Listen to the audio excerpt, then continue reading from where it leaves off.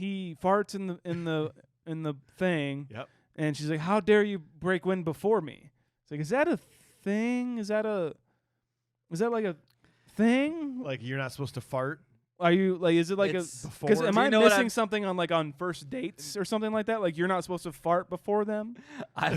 And so you think it's before me? Like you did it like before I had a chance to do it? Yeah, like fart before me or fart in front of me. At what point in a conversation with a woman or just like anybody, I guess, do we agree that you're gonna fart before I do? I don't want to wait. I don't want to like have like 5-6 weeks before like we're actually comfortable enough with each other. Let's just get out of the way and fart right now. This is why I can't do this anymore. This is the problem because this is how I thought as a kid. This is what I thought as a kid when he said that. How do you do it before me? Or she says, "How dare you break wind before me?" And he says, his response is, "I'm sorry, baby, I didn't know it was your turn." Yeah. The fact that it's not you did it in front of me. How dare you break wind in front of me? Before me. Before me. How, in the idea of how like you've laid your sword before someone. Yes. Like you've revealed your soul. Like that's equivalent to saying "I love you" is farting before. Oh yeah. I would argue that sometimes enough. farts come before "I love you." Honestly, Yeah. yeah. Because that's how you really know you love someone. I think that's how you earn it. Ladies out there, do you prefer to do it first? This is why you love us, folks. This is why you love us, folks.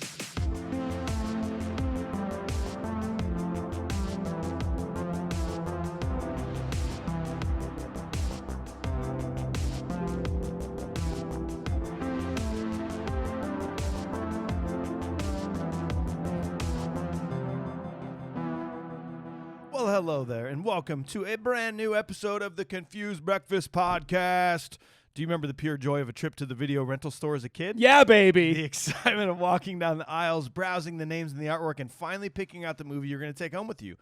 Sure, it's hard to beat the ease of the modern era and streaming platforms where you don't even have to leave your couch, but there was something truly special about making that trip, picking a movie out by hand, and watching it when you got home. On this podcast, we cryogenically freeze ourselves so we can revisit and dissect some of our favorite childhood movies from that magical era to see if they still move us the way they did as kids. Allow myself to introduce myself. I'm your host, Mike Schulte, and joining me as always, two dudes whose childhood was typical. Summers in Rangoon, luge lessons. In the spring, they'd make meat helmets. Shaun Pryor and AJ Vance, how the heck are ya? Yeah, man. How are helmets? When I Summers was in Rangoon? insolent, I was placed in a burlap sack and beaten with reeds. Yeah. Pretty standard. Pretty standard stuff. Summers in Rangoon are pretty awesome. Summers in Rangoon. I didn't even know Rangoon was a place. Is I that just where thought it was an appetizer. I did too. Are there crabs from? There's gotta be. Yeah.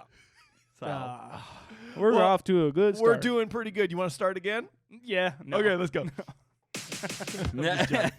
Also, happy belated birthday to our boy Bud Larsen, one of our executive producers. Happy birthday. I just wanted to say that. My boys, on this episode, we will discuss a movie that spoofed one of the most popular film franchises of all time, a movie that led the charge out of the VHS era into the DVD era, the first movie and least grossing in a franchise of 3 total movies. We are, of course, talking about 1997's Austin Powers International Man of Mystery. Yeah, baby! Do I make you horny? Do I make you Randy, baby? Come on. Remember we all said that? And for those looking to find this movie, as of the recording of this episode in late August 2022, I believe you got to purchase it, right? Yes. I could not find it anywhere else. Yep, it cost me $8 this time around, guys. Why? So. Because you had to buy it twice? I had to buy it twice. I went up. I watched it. I started the movie, and then I just left. I just left, guys. And then all of a sudden, and then I came back, and I realized it was at least 36 hours later, and I only had it for 24. Yeah. So, dude, it's they've kind of cornered that market as of like the convenience of just pressing yes to buying it, because you could go out and find this movie for $2. Epic frustration. Yeah. I'm not leaving the house. It would have been better if I just added it to my errands list on like Friday afternoon. Yeah. Right. You can bleep me, by the way. I forgot. One other quick note. This movie was voted on directly by our Patreon members. AJ popped up some parody movies, 5 of them for them to vote on. We had Naked Gun, Not Another Teen Movie, Scary Movie, Hot Shots, and Austin Powers. This had 40% of the vote. Are you from kidding our me? Patreon members. Wow. Yes. So if you want to directly support this podcast but also be involved in voting on upcoming episodes, like let's say you're really against this choice out of all those, you got to join. You get access to the private Discord server and over 80 hours of bonus audio content, and you get to vote on those upcoming movies. Patreon.com/ConfusedBreakfast. Thanks to everybody. We got over 200 people now supporting us directly, and we are so grateful for you. Thank you. Yeah. Keep that in mind, guys. If you don't like this movie choice, it's technically your fault. Yep. It really is. There you go. And you can always support us. Hit that little share icon on your podcast app. Directly message this to some people or add us on social media. ConfusedBreakfast.com. That's all I got to say. Weird. In order to properly dissect this movie and review it with a modern eye, we must first discuss it with pure nostalgia. AJ, let's start with you. First time you saw the movie, what your nostalgic rating is. This movie came out in 97, and I didn't see it until like 2005. Like it took a long. Okay, I'll say 2003. So you've kind of always been this way. Oh yeah, it's terrible. When something's like a craze, you're just like, no, That's not for me. Not for me, dog. Not doing it right now. I remember it being a craze. I do. I very specifically remember staying the night at my cousin Joe's house, and he had seen this movie. All my cousins who lived in that town, in Rangoon. Yeah, in Rangoon, who were summering while I was still stuck in Iowa, detasseling. No, like I remember him just quoting this movie constantly, but I didn't get it. And he's like, it was very funny to him, and I thought it was funny, but I didn't understand why it was funny. And so I finally did end up seeing this movie, and I fell in love with the movie. Like, it was a very rare occurrence that it wasn't overhyped enough. Somehow it wasn't overhyped That's enough interesting. that I despised this movie while Probably because watching. the internet wasn't such a big thing. That's fair. Yeah. Yeah, but he hated Holy Grail. That's very true. That's true. Yeah. So, Remember that? Yeah, I do. Won't let Vividly. him forget it. But I loved it when I first saw it, man. I thought it was very funny. I loved Mike Myers. It was a shock to me seeing him after seeing like Wayne's World. Yep. It's one of those things that you just have this image of somebody in your head, and then it's different. This you is know? what So- they look like. Yeah, I know that's what he looks like. He's just Wayne Campbell. So, but then I saw it, and so I would have to say I'm going to give this a nostalgic rating of a 7.9. 7.9er. Shaun, Yeah. what about you, man? Yeah, I remember vividly getting the VHS of this for my birthday that year. It might have been like 98, like after it was like all said and done in the theaters and everything like that. But I watched it with my cousins in Illinois, and we just fell over laughing and loved it. Like it's just silly, stupid comedy. Didn't know what it was referencing at the time, and I had never seen a James Bond film. And so when I went to see a James Bond film, I'm like, this is just Austin Powers. Where did I get this? What a ripoff. This is bullshit. But yeah, I loved them. I loved every sequel even. I'd have to say I'd give this one I'm up there at 8. An Yeah. 8. I'm also gonna reflect Shaun on that one. I am an 8. I got this on DVD, and it was just so cool to have all these like deleted scenes and special features. It was mind blowing to me. Ooh, fembots, Oh, extra this is fembot great. footage. Yeah, I mean it was a phenomenon completely. I loved Mike Myers, loved James Bond movies. It was kind of the perfect storm. So yeah, I'm an 8 as well. Executive producer Tyler Dark says, "Does this movie make you randy, boys?" We are back at it with another Mike Myers classic with Austin Powers this week. I'll be the first to say it. I was definitely too young to be watching this movie when I did, but it was a car trip movie when I was a kid. I brought it on every trip and understood about a fourth of the jokes and references the whole time, and still somehow had an absolute blast. A little embarrassing, honest moment here. I was incredibly too old when I figured out Mike played both Dr. Evil and Austin Powers. With that tidbit in the air, it's time I gave you my nostalgic score, and that is going to be a big 8.9. All right. So that's a pretty high score. That's got to rock be and pretty roll. high. That is an 8.2 Wow. nostalgically, which takes us to top 10. That is number 10 on the list. That's slightly better than Spaceballs, slightly worse than Mortal Kombat as far as our nostalgic rating is. Yeah, that makes perfect sense. Mortal Kombat's just We don't even need to do nostalgic ratings anymore because it's just like, this makes no sense. But I must say, that is a triple feature. Especially like as a kid. yeah. Damn. Like That's a fun night. if you just got to keep like refilling your popcorn bucket. Yeah. Are you kidding me? That is a fun night. Mountain Dew. Come on, man. Code Red. Code baby. Red, Yeah. Is anybody a Livewire person? Is anybody a Livewire God, person? gross. My brother was. Is it Livewire? No, Mike? No. All right, I fine. don't even know what you're talking about. LimeWire, the Live- illegal live- downloading yes. software. It was like Yes. the Yes. orange one, the Yep. Mountain Dew orange. Gross. Yeah. Yeah, Bear Share. The Mountain Dew Bear Share. Never mind. I'm mixing. Let's move on. Well, my dudes, I want to tell you, I actually had a pretty rough day on Friday. My sorry. cat, my best friend, Sergeant Meowenstein, he got the crystal peen, is like we Yeah. call it. You know, where you get crystals in your urethra, Yeah. and all of a sudden you can't piss anymore, and it's dangerous.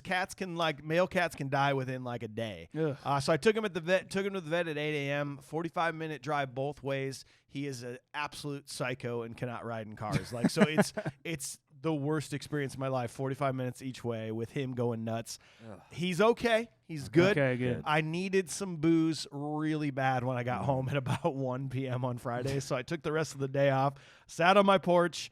I kind of lost myself in some Cedar Ridge whiskey. It was a beautiful day. I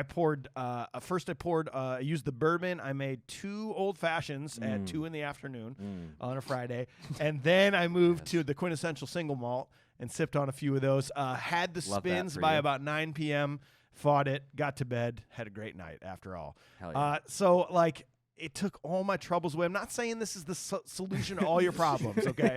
I'm got not problems? telling you that. Drink. Cedar Ridge whiskey. Cedar Ridge. I'm just saying it was the perfect solution to my problems of the day. Yeah. Because Cedar Ridge whiskey is so smooth, it sets me back, it calms me down. We're absolutely grateful for this company for sponsoring us. It's only natural. We sing the praises of Cedar Ridge whiskey to all of you. So please go out, grab a bottle. They've got so many incredible whiskey products at your local stores. You can go online if they don't have it, cedarridgewhiskey.com. Order it straight to your door. Enjoy responsibly. And remember, supporting Cedar Ridge not only puts amazing whiskey in your belly during times of trouble, but it also directly supports this podcast. Yes. That's all I have to say. Times of trouble and times of good times.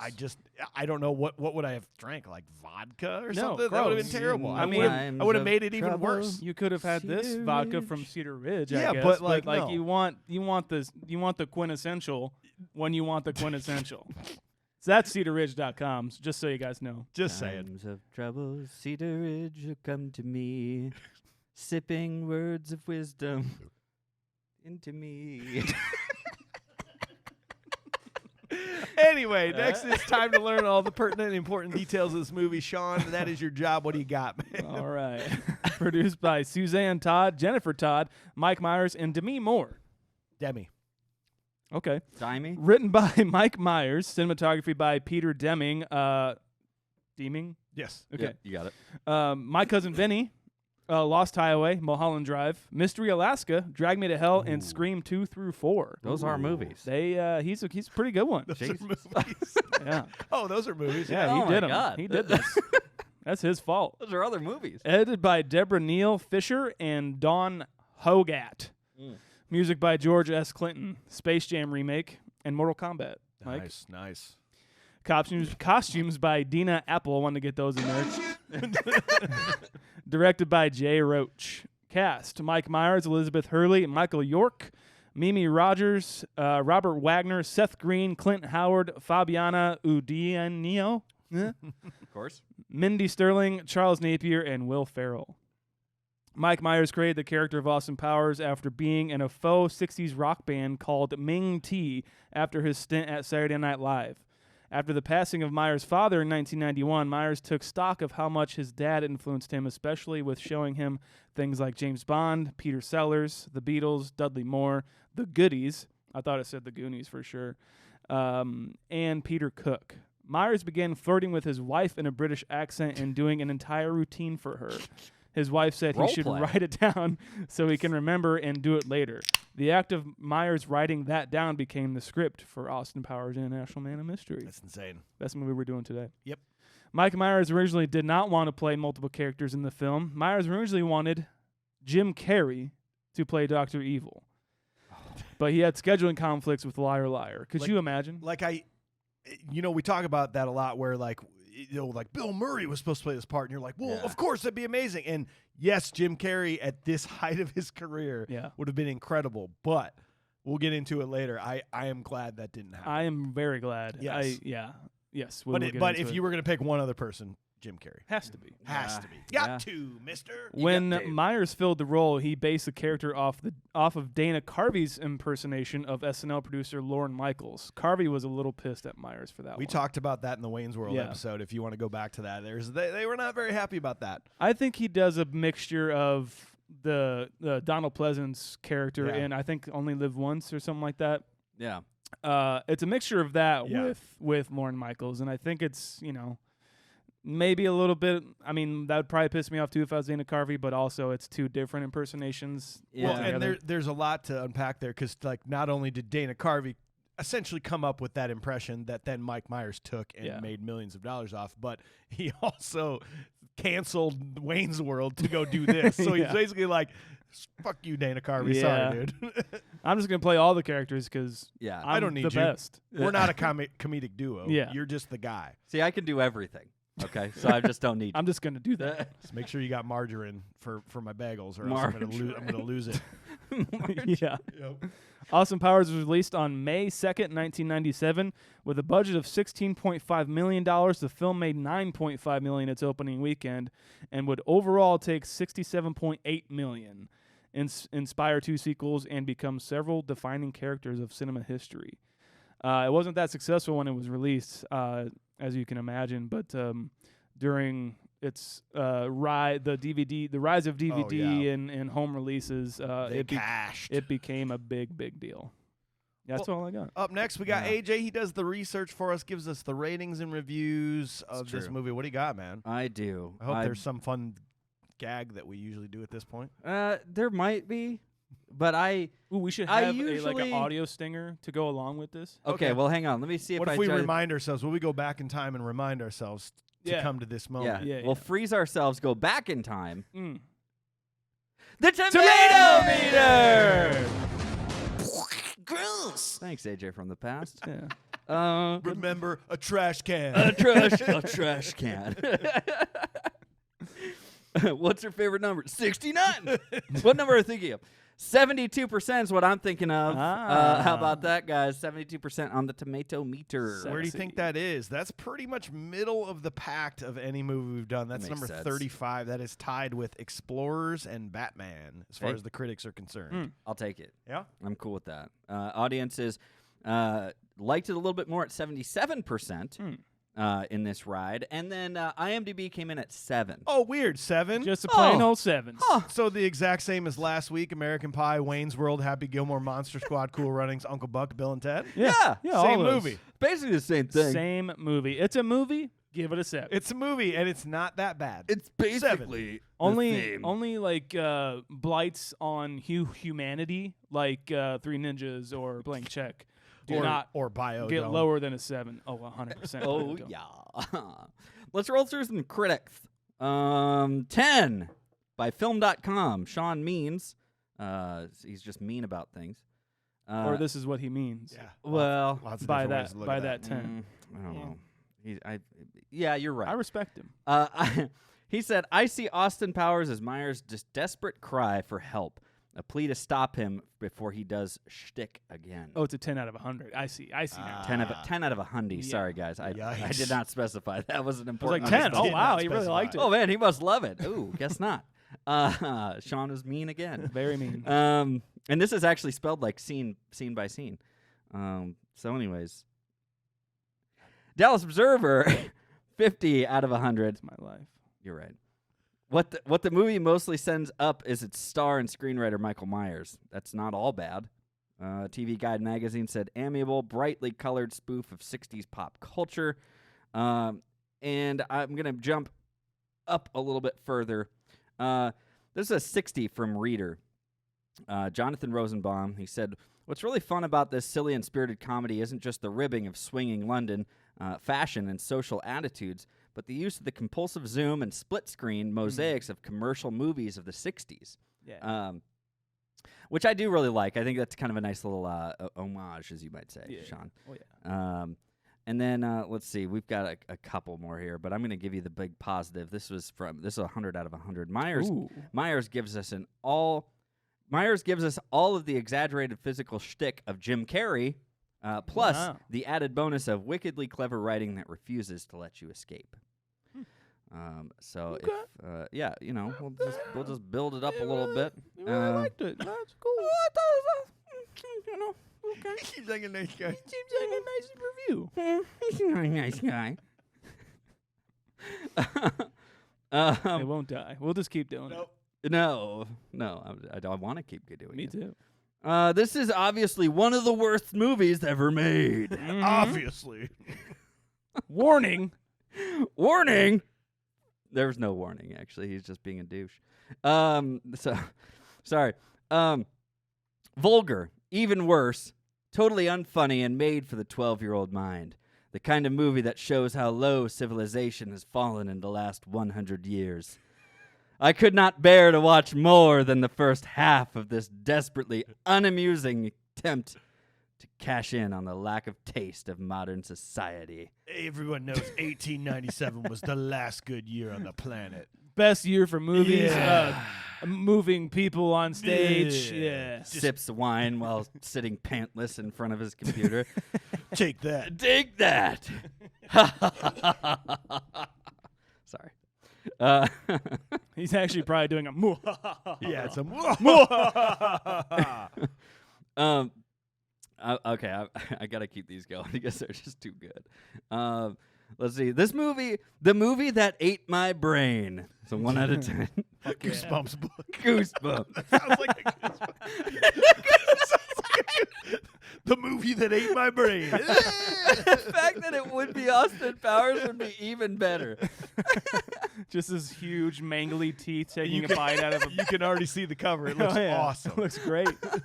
It's the cover of that magazine in the very beginning with just his face on it. Turn the page and it's just, hi, Yeah. I'm R.L. Stein. I'm Marl Stein. That's it. That's all I have to offer. Don't let the high rating fool you. If you like humor by repetition and excess, then this is the movie for you. Repetition, excess, yeah, it sounds like comedy. Yep, Yeah, yep. it's Yeah, humor. it's kinda It's weird. by definition almost. I got more laughs from the looks that my girlfriend gave me while watching this absurd movie than from the movie itself. It was so bad we turned it off after an hour to watch her chick flick, First Wives Club. And I had to finish it by myself later. All in all, I am sorry that I wasted the electricity to view this film, not to mention the time and 99-cent rental fee. That was in parentheses. Stay away from this film. Go see something good, like Something About Mary. Like First Wives Club. Like First Wives Club. Yeah, he definitely got laid for writing that review. Oh, guys. yeah. He's like, yeah, babe, see, I mentioned you in my review. So, I don't care. You still stink and look stupid. yeah.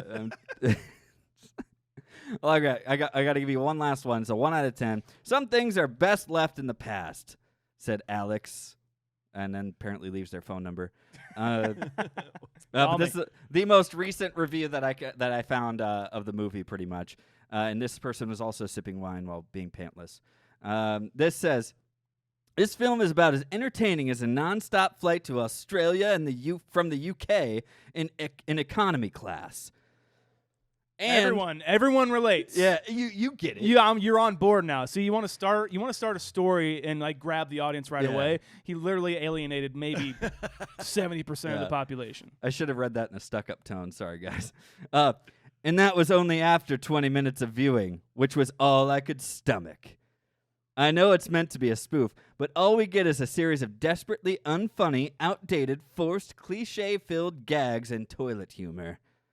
The fact that this somehow passed for comedy, even back in the 90s, I still find astonishing.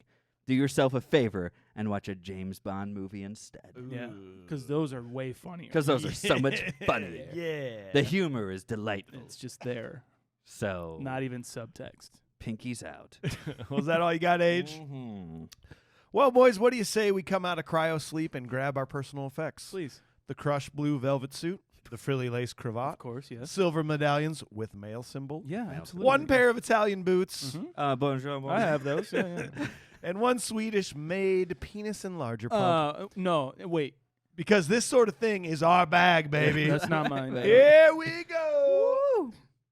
In 1967, British spy Austin Powers thwarts an assassination attempt by his nemesis, Dr. Evil, in a London nightclub.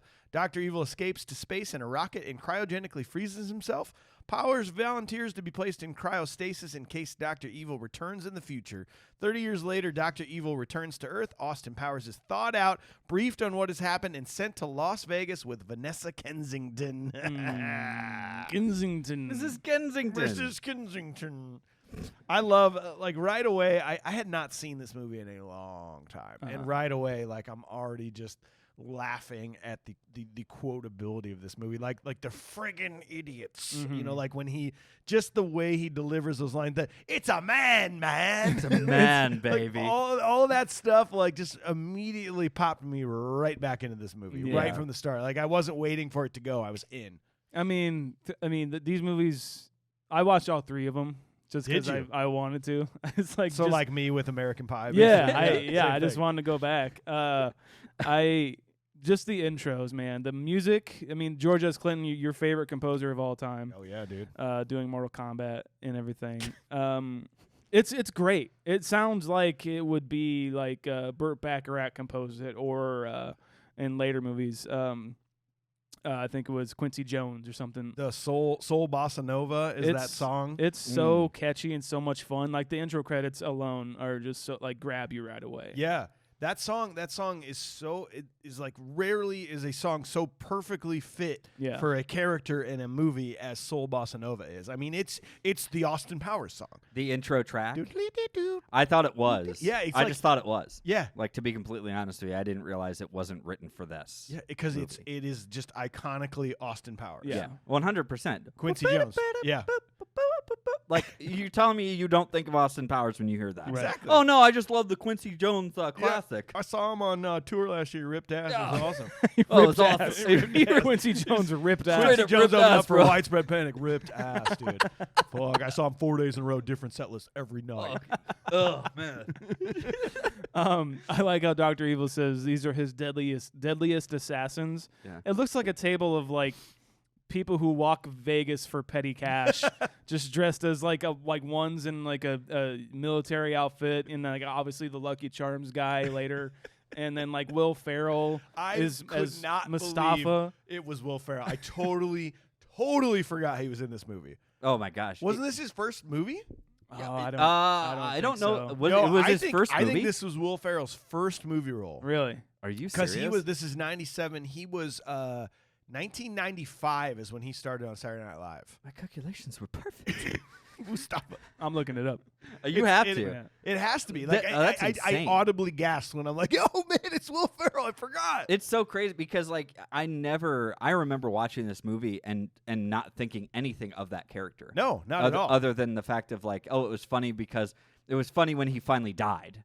It was hilarious. That was a very funny scene. That is the first time I can think of this kind of comedy entering my life of just this of the beat the dead horse. And it's so Will Ferrell. Oh my gosh. He was in a movie brilliant. called Men Seeking Women, but then right after that was Mustafa. So let's just say this was his first his role. first good role. Here, ready Good for the role. TikTok. This was Will Ferrell's first role. Yep. Oh my goodness. Can you believe it? Can you He's believe so that? funny in What this. a funny guy. Oh man. You're wrong. You are wrong. You idiot.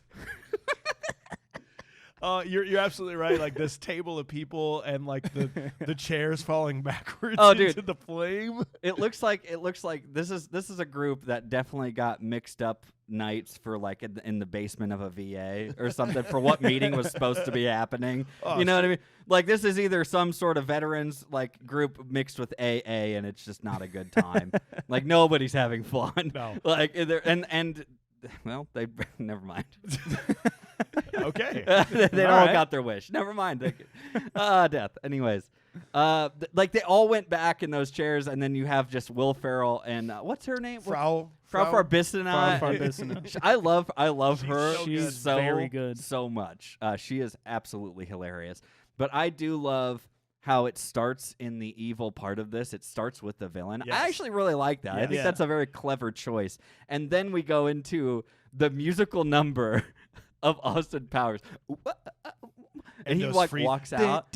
It's the freeze frame. Yeah. Dude. It's amazing. When he does that with when the cop walks up and they freeze and he's like and he starts dancing with them and then that cop is doing flips down the street later is absolutely that's just for something about this intro, this part of this introduction of this movie gets me hyped. Yeah. Mhm. Like hyped really hard.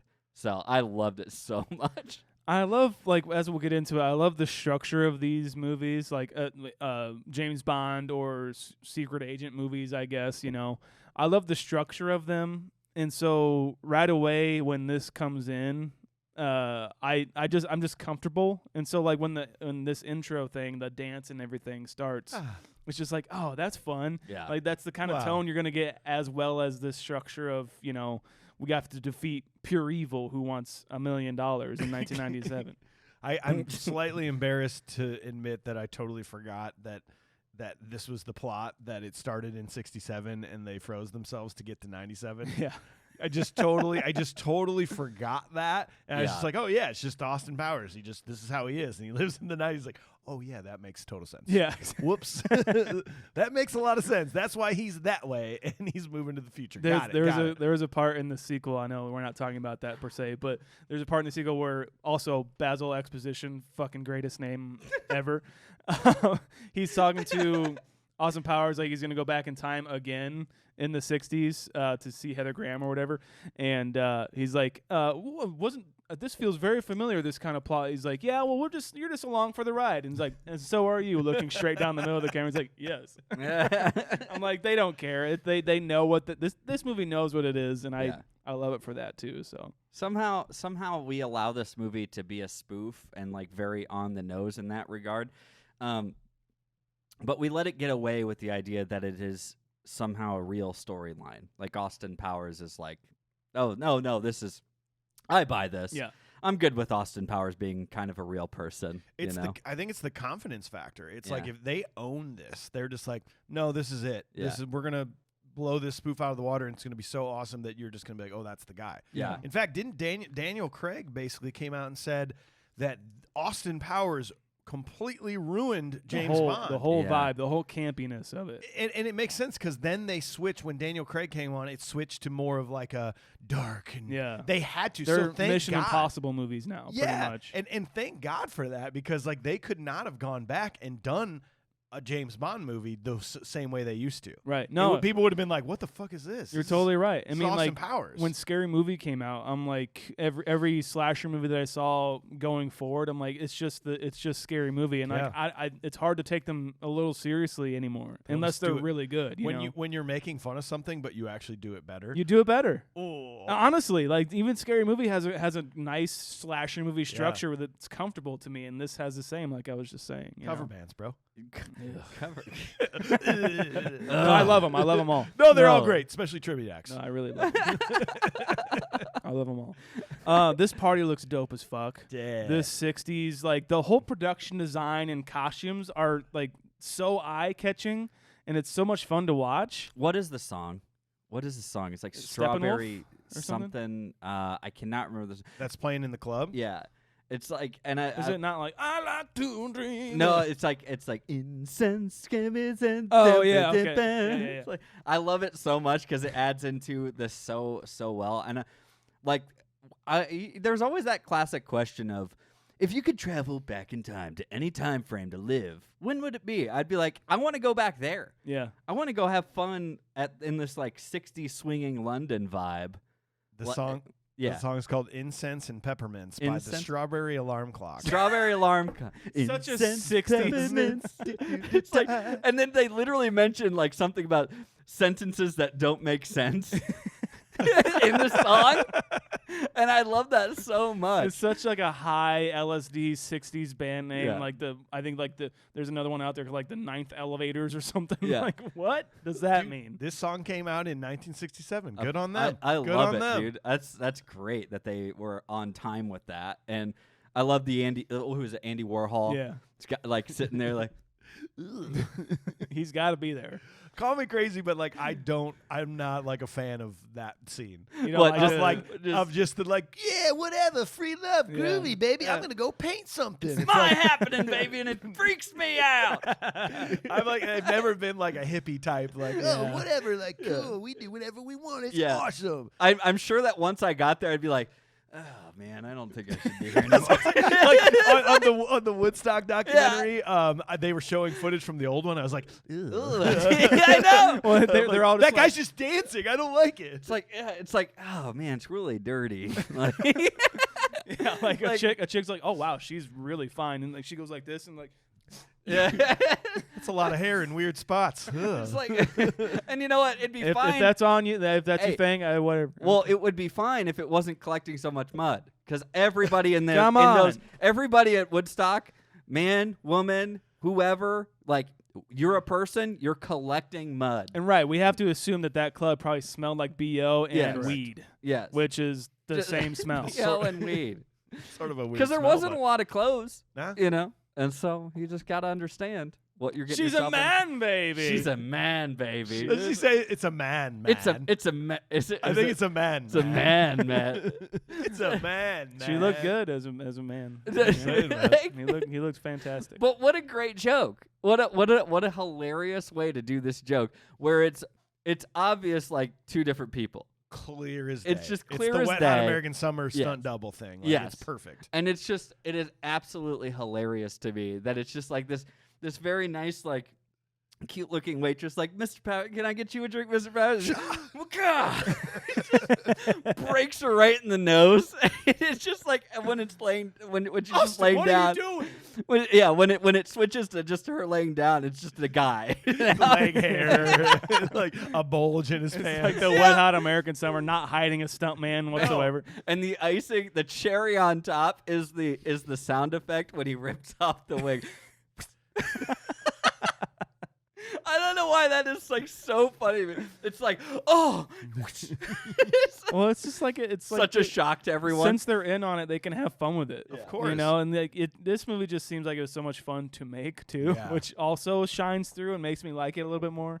I don't know, but like once they get to like the whole freezing thing and they try and like catch you up to speed of like what the actual plot is, Basil exposition doing exposition, they catch you up so fast. Yeah. And It's without just even like- knowing that it's Yeah, happening. You're just exactly. like, oh, okay, I'm in. He's like, he was cryogenically frozen, and then Dr. Evil's cryogenically frozen. He's got to stop him in 1997, and it's like, yeah, sure, fine. Don't you think that this whole thing just makes no sense to me? It's Oh, like, yeah. Is like we're basically they're probably, if Dr. Evil ever comes back in the future, we're probably gonna have even better like, you know, secret agents and maybe like better technology, and we don't have to keep Austin Powers' jumbo jet like up and ready to go. Right. We don't have to keep his car tuned up. Right. Like, you know, we can just let Austin Powers live the rest of his life, and then if Dr. Evil ever comes back, we'll have somebody else that'll take care of it. Yeah, You would like think a James Bond. Bond, maybe. Yeah. Who knows? Tom Cruise will take care of it. Yeah. It'll be fine. I just it's very true that like how hung up I will get on things like when Dr. Evil escapes and this pod, it just goes up kind of into nothing because there's like, how does that go up into the big boy rocket? And like I get caught up on these like, well, yeah, no, we just assume that rod that's pulling this tube, it goes all the way up to goes the around head the gas tanks, and goes past through the booster rockets. through the boosters, like up into the burger or whatever he's, into the head of this thing. And it's like, no, I'm fine with it. I just believed it as a kid. I mean, sounds good. Why do I care? Why should I care? Honestly, I don't know. Have you guys had, once he's unfrozen, he takes the world's largest piss? Mm-hmm.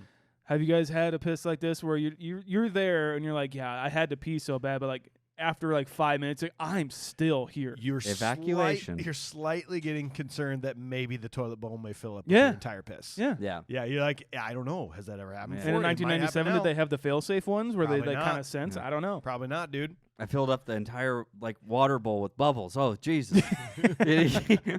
You guys have been there. Come on. Yeah, we've been there. The whole reanimation scene is hilarious. How he's acting like he's completely out of it. He's just like, His glasses are on weird. They're trying. His feet. The scene of his feet kind of going inward on each other. Warm liquid goo phase complete. Evacuation. Complete. Complete. Evacuation. It's such a great joke. It really like, is. Like it's like it's so stupid. It's so stupid, and it's not even. Like, as we talk about it and I reference it again, I'm like, okay, JC, calm down. It's not that funny. It's like, yeah, but watch it. It is that funny.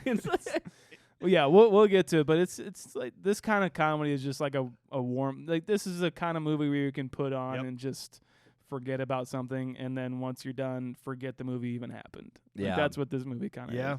It's true. Whatever I forgot all about Elizabeth Hurley.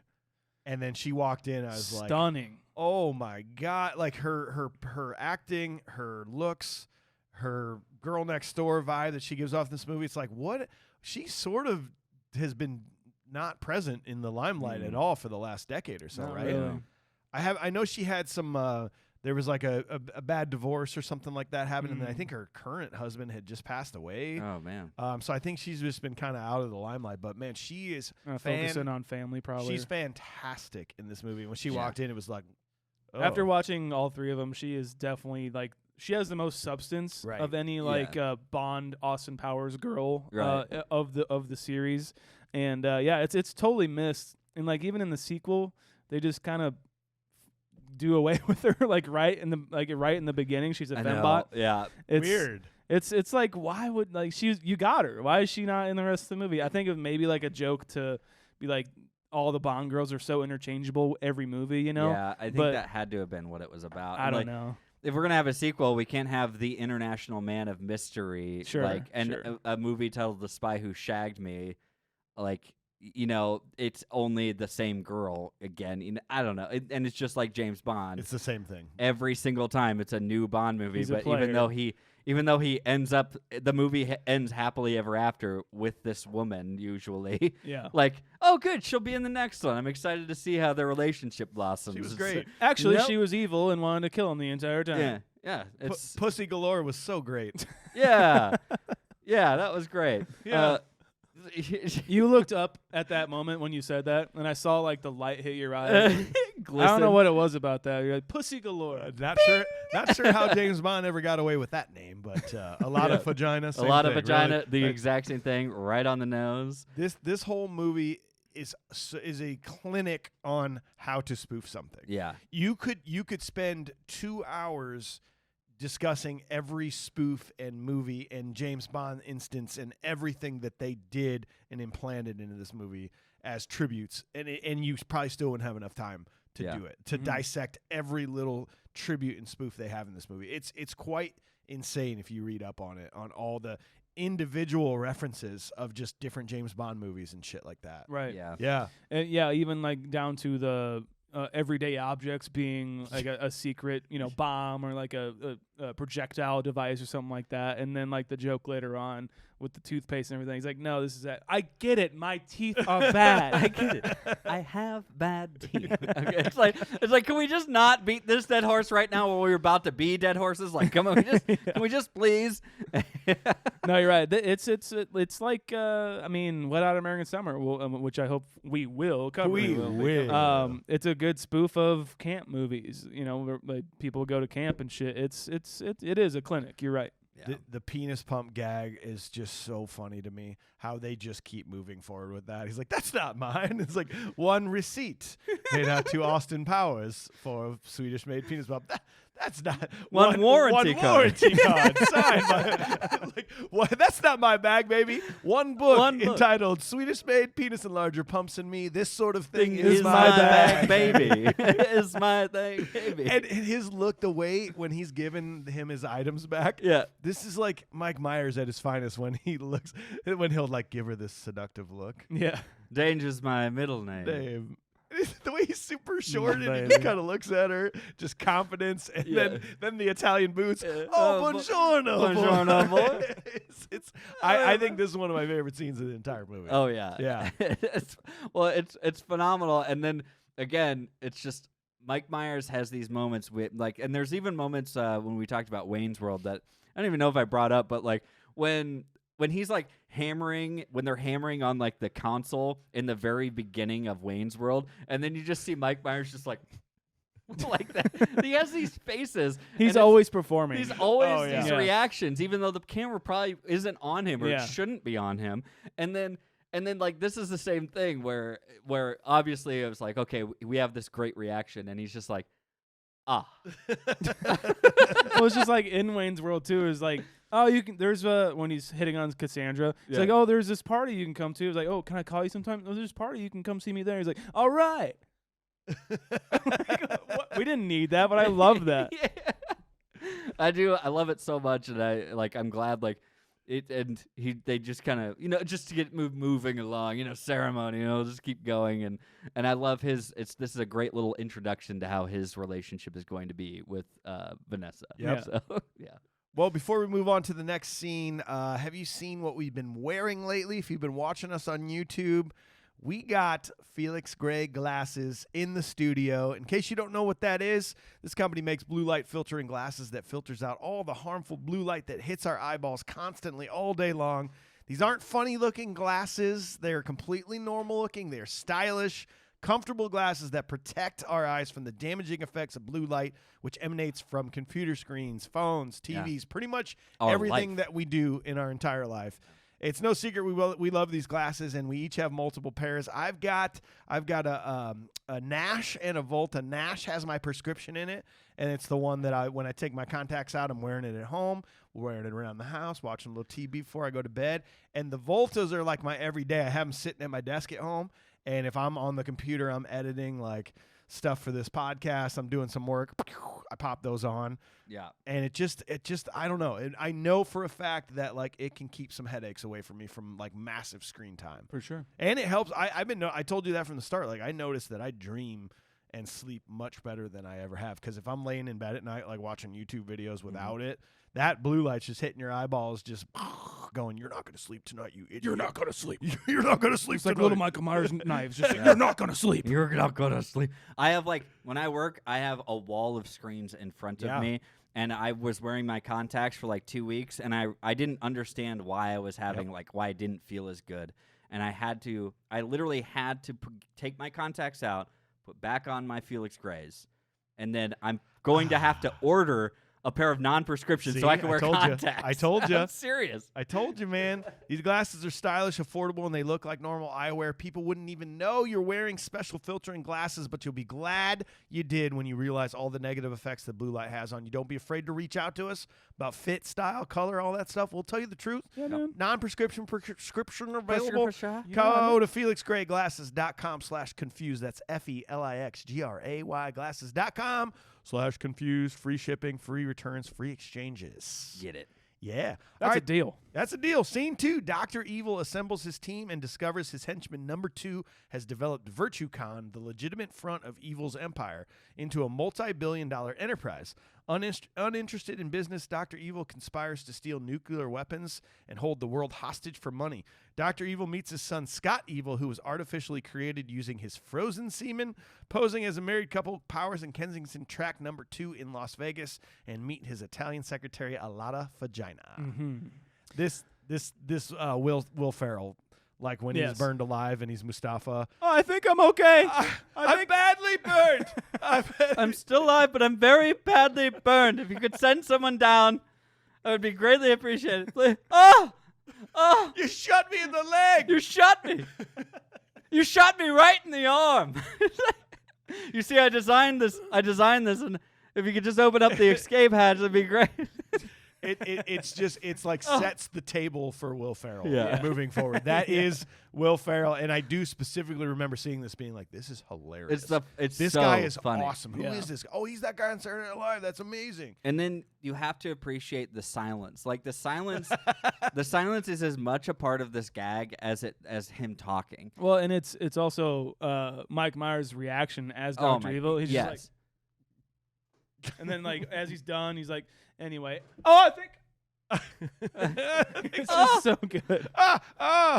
Well, and the fact that they continue on to the next movie too, when he's like, oh, I fell down this cliff, but I'm still alive, but I've broken my leg. It's very bad. I'm gonna try to get up I'm now. gonna try to get up, but I just oh. It's like if you could send out some Neosporin or some antiseptic. It's beginning to smell a little bit like almonds. It's so funny, man. And yeah, Dr. Evil's reaction, him just being like, some of you I know, some of you I'm meeting for the first time. Oh, excuse me. Yeah. Cheers. Yeah. He's burned. Badly burned. Burned badly. Yeah. Yes. Thank you. There's something unbelievably charming to me about Dr. Evil. Yes.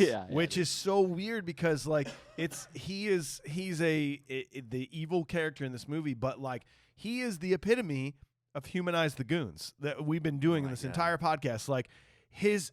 How he gets excited about some things, and he's like when they're doing the Lucky Charms thing, and he's like, oh, yeah, that is pretty funny. That is kind of it's unbelievable. He's my favorite character, not just because he's funny, but I actually would side with Dr. Evil over Austin Powers almost. If the choice was made here, join my Austin Powers team or Dr. Evil, I'm like, I might go Dr. Evil on this one.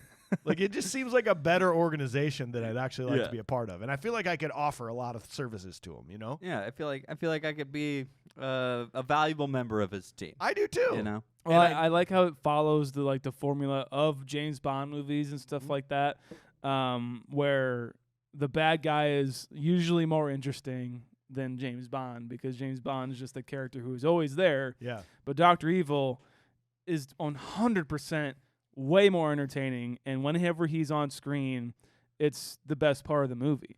Yeah. And I think Mike Myers loses himself more into Dr. Evil than he does Austin Powers. Austin Powers kind of has his thing, and it's fun. Yeah, baby, shagadelic, and all that's really fun. Yeah. But Dr. Evil is surrounded by other idiots too. And I think that's maybe what makes it a little bit better because it's him reacting to idiots like his son Seth Green. I don't even think of Mike Myers being Austin. I don't think that's what it is. Yeah. I don't even think about it. It's just no, that's Dr. Evil. Right. It's not Mike Myers playing Dr. Evil. I can doubt Tyler Dark, right? Yeah. I can tell. Yeah. It's easy for me to believe that you might not see that at first, especially when you're young. Yeah. I think he does lose himself a little bit more with Dr. Evil. His bald head, gray suit, scar over his eyes, cat on the laps, based on Bond's arch nemesis Ernest Stavro Blofeld, portrayed by Donald Pleasance, who also in You Only Live Twice, who Donald Pleasance was in Halloween as the arch nemesis of Michael Myers. So you see what I'm saying here? So Donald Pleasance was who Mike Myers mimicked the evil character in Austin Powers, but in Halloween, he was the good guy chasing evil Mike Myers. Mind blowing. There's a lot going on. You here, know. guys. You know what I'm saying. There's a lot of things happening, and the circle isn't connecting. Season is here. No, it's not. Pumpkin spice lattes for me. I like that. You're wearing a flannel, dude. You're into it. You got your Ugg boots on, dude. Look, you look I great, love. man. You're right. I do have my Uggs. I've got my flannel. I'm just missing my pumpkin spice. You got your Han Solo outfit on right now. You look great, dude. You know I got it, got my Clocktoberfest from Ooh, Clock Daddy. House. We need more Oktoberfest. Thanks to you, actually. This is a gift card purchase. Hell yeah. Hell yeah, dude. What'd you think about Austin Powers and Kensington on the jumbo jet and the spinning bed and shit like that? And he's making this. We're referring to James Bond and his male mannerisms of well, every woman wants to sleep with me, and I like that it doesn't happen there too. But I also love the spinning bed and how awesome Mike Myers is at flipping around and turning while he's spinning around. Don't you? It's amazing. I love the turbulence. Oh no, I fell over. I fell over again. It's He's such a bastard, and I get like There's so many people. Maybe this is what you were going to talk about, but there's so many people while I was like just going through reviews of just like, oh, the sexual just Misogyny. harassment, Yeah, like of Austin Powers, and it's like, I know what you're talking about. Okay, It's like, bitch, I know. it's like that's the joke. Okay, like you've got to be able to let it go for at least just a moment. They're on a spinning bed, for Christ's sake, a spinning bed. spinning bed. That's funnier. That is funnier and more out there than the massage bed in a motel.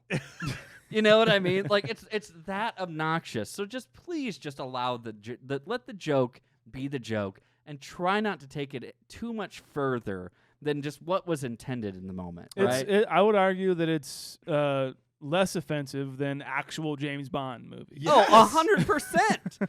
Because it's spoofing it. Are you kidding me? Like it is. It's spoofing it, and it's like it's that's kind of messed up, but at the same time, and then I also like that there is to a certain degree that this is working on Vanessa. Oh, yeah. You see it. Well, and he turns around and goes, He's not like physically asserting himself on it, like he's playing, Yeah. oh, I fell over. And then she's actually kind of charmed by it, which like it's also funny because he's objectively ugly. yes. It's very funny Look, because he I is get it. not Sean Connery. Yes. because he gave kids like me hope. Yeah. Okay. You have to gab, man. Yeah, you gotta it's be just- charming. You gotta be funny. No Exactly. fear. No fear. Exactly. No fear whatsoever. You Yeah. just got to do it, man. So you got to be confident enough to say, oh, I'm going to try my shot, I guess. Yeah. I don't know, but I'll probably fail anyways. I am so glad that Seth Green is in this movie. I just absolutely loved his intro and every scene he's in with Dr. Evil and their relationship together. The shushing scene is just so good. Apparently that was just improv between the two. And I saw a thing. I think he said that 30 or 40% of the whole movie was improv. Wow. Like Wow. Frau Farbissina, the Lucky Charm thing. She made that. Yeah, it's like I love that, and you can tell like Yes. you can tell they go off script. Like you can feel it, and it's especially in this moment too. But it's so fucking I don't good. even know you. how I mean, this is just a testament to the quotability of this movie. And I think a great quotable movie is when you're taking it out of context, it's clearly not as funny. Yeah. You know, like you're trying to explain it to a friend. If you can't properly explain it to a friend, that means it's amazing quotability. In my opinion, I know that's a very backwards thought process, but to be able to say like you want to quote this so bad to a friend, but out of context, it's not funny. It's not funny. Shows you how funny this movie is. Yeah. That's in my mind, personally. And the shush thing. I've got a whole bag of shush with her name on it. When he goes, just the doctor when he goes, I'm cool, I'm hip, I'm with it. I'm with it. How do you Huh? not? How do you not laugh at that? Well, don't look at me like I'm frickin' Frankenstein. Give your father a hug. Oh, it's so fucking good, man. Like he's just like every time Dr. Evil's there is my favorite scene, but then you add like a Seth Green and a Will Ferrell. It's just like unbelievable. And Frau Farbissina. And Frau dude. Farbissina, It's yeah. so good. It's so good. Yeah. I like when they go to Vegas. Yep. And I like, especially like what she was wearing. I think it was on the plane.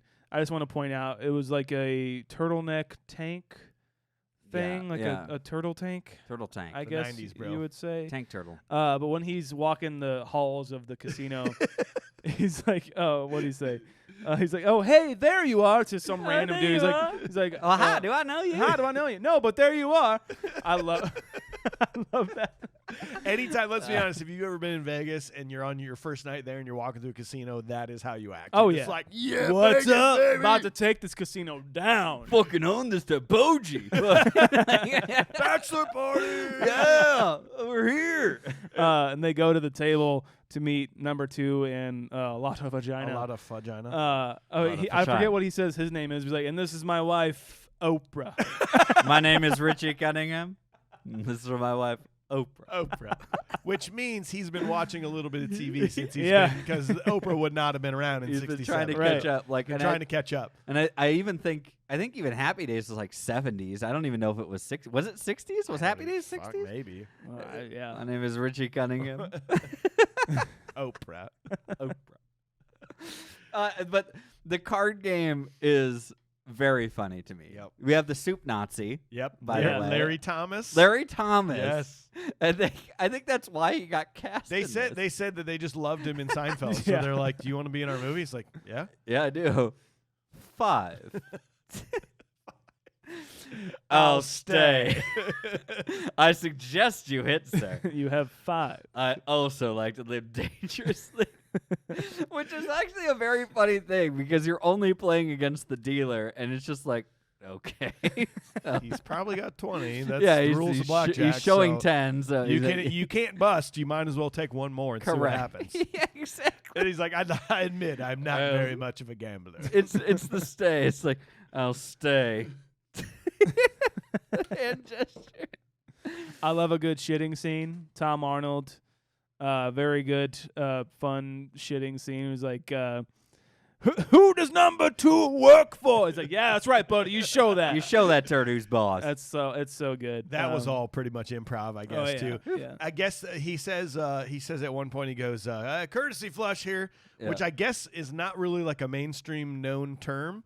But somebody asked him about it. He's like, "Oh, that's an Iowa thing." Like he's from Iowa. In from case you Tom don't know, Arnold, Tom yeah. Arnold's very Iowa proud. I had a beer with him once at a tailgate Hell outside yeah. of Kinnick Stadium, and Oh, he walked wow. by. I was like, "Tom Arnold." He's like, "Hey, what's up, man? Did you got ask a beer?" him about his performance I in did. Austin Powers? Yep. I was like, "So when you said courtesy flush, was that just like a thing in the script, or did you make that up?" He's like, "I made it up." And everybody's like, "What's that mean?" I'm like, "Oh, it's an Iowa thing. You wouldn't understand." Yeah. And then he went in the game. Beer bong. Beer bong. The another gag that's just unbelievably funny to me is when they wake up and Austin Powers is naked in the background, and they're Oh, gosh. and Kensington is like, keeping his penis from being in the scene with her body. Yes, I love. And like these. the best part that I didn't notice, like she dangles her finger. Like she's got her hand on this, and when he walks up to it, she like dangles her finger like that, very phallically, and then eats the sausage. I guess that took like almost an entire day. It's so film good. that scene. It's so worth it. It's one of the best gags that they like. I think they were like have a reoccurring one too, like all, throughout Kept 3 kept movies. Going. It's so funny, and Yeah. I like how they bring it back later on, as we'll get Yep, to as well. yep. But it's worth it. I love. It's like it's more of a Buster Keaton kind of thing, or like a Yeah. Charlie Chaplin thing, where he's like doing mirroring somebody else or something. It's a really really clever thing Yeah. to do. Very well done. I imagine really hard. They said that Austin Powers had Mike Myers had things on the carpet to where he would go and stand, so he had like markers, so that he was nice. always in the same place. But Elizabeth Hurley, like, she had to pretty much know where she was and exactly her movements. So it took like an entire day, and they were scared they weren't even going to get it. Oh my Also, gosh. that entire scene was filmed in the Church of Scientology. Of course. Yeah. What? Yeah, like apparently they had that Listen, was back weirder when they, things have happened in that Dude, place. back when they were coming around in the late 90s, they had this like celebrity center that could be used for whatever you wanted if you were super important, so that they could sort of like be like, see how cool we are, this is great. So they apparently just like rented the room out in there and filmed that scene inside Gross. of it. I don't like this movie. What now. that is maybe the most obnoxious fact we've ever had on this show. Are we done? We're so I close to think episode we've capped 100. it. Are we done? I think we've capped it, guys. Hey, we don't need episode 100. We'll give you guys all your ticket money back Yeah. for the live show. Out of all the facts there are of any movie ever made, that Like- is the most obnoxious one. yeah, I we think. filmed this in the Church of Scientology. Why? But Apparently, We didn't have apparently to it's pay just for a it. place that they just let this happen. well, Just blood money, man. what was her name? Mimi Rogers. She's the Mimi one that Rogers, played yeah. Mrs. Kensington. Mrs. Kennedy. She was a Scientologist, so I think she may have hooked that up. She was married to Tom Cruise. Oh, at the time? Yeah. One of Tom Cruise's No 9 or kidding. 10 wives, I think that he's which, had his whole life. He would go on to be in Goldmember. That's Well, right. Oh, that's right. Oh my Weird. gosh. It's amazing how we love Tom Cruise after Top Gun Maverick came out. Top Gun isn't it? Maverick's so good. It It's is. such a good movie. I'm It's so sorry. good. Don't rent it. Go buy it. I've already suggested that to one person, and they were already satisfied. So Yeah. Yes. Well, let's move on to scene 3. After doing some more reconnaissance, Powers and Kensington have an intimate evening on the town.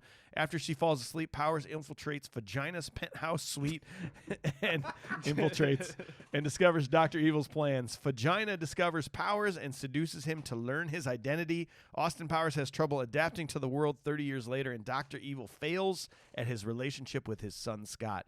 Just like Bond, this is probably my favorite reference, whether they meant it or not, to Bond films. Is the like, hey, the nuclear weapon's going to go off tomorrow and we still haven't found it yet. Let's spend the whole evening going out to eat and just having they did it in fucking Goldeneye. Remember, they were like on the island and they're like, we're just going to have an intimate evening tonight. We're going to stay in tonight. A little staycation. You're here to get the nuclear weapon. I've always wanted to be in like Havana. Cuba. Yeah. Oh, this is great. A sunset drive in the BMW. It's just like we've got time to kill. While tomorrow, literally, time is trying to be killed by somebody. Yeah. Today, Let's time go. not of the essence. Tomorrow, time of the essence. Time of the essence. How this works. It certainly opens up like the floor for all the tropes of all the Bond movies, of all the spy movies, of everything that possibly could happen. And like this is definitely one of those moments though, when they're like out front of a hotel spying for. Yeah, they did. I think that they did that a little earlier, but yeah, they were spying and then they're he starts like taking photos of her. Yeah, he's like, my God, Vanessa, and I was like, yeah, no, she's very attractive. Like knew that. you're just like, it's like, this is Elizabeth Hurley at this point in like my life. You're like, oh man, yeah, this is how I'm starting to understand what girls are. Yes. So yes, of course. And then the whole montage. I love the montage, the Vegas montage very much. So it's a lot of fun, and you're wondering why they're doing it the whole time. The same thing, yeah. But you're still in. Like you say, you're just like you're spending a night in Vegas, just going on the town. They get back to the hotel room and they're hammered. both. She's having hammered. a great time. And she's very charming in this scene too, like her just kind of laughing at his jokes and having fun and like, oh, this is so great. Oh, and they're playing Twister. Yes. Oh my God. My wife walked in right as that scene started. She's like, "What are you watching?" Oh, okay, yeah, they're playing Twister. I understand. The guy who plays pretty much the Bond villain, the hat throwing guy, but he throws a shoe in this. Yep. Joe, Random task. Thank you. Joe's son. Did you read about him at all? Yes. It's really weird because we haven't talked about him yet, and I kind of want to get him in there. But he is a felon. He's a convicted felon, and he did something like way back in the day, like in 90 or something like that. He tortured a 19-year-old. Tortured and voluntary manslaughter. He went uncaptured until 2008 when a DNA match linked him to the crime from 90. And then he's sentenced to an additional 27 years for murdering his cellmate. Hit it! If we were on a train to go punch a face, I'm on board.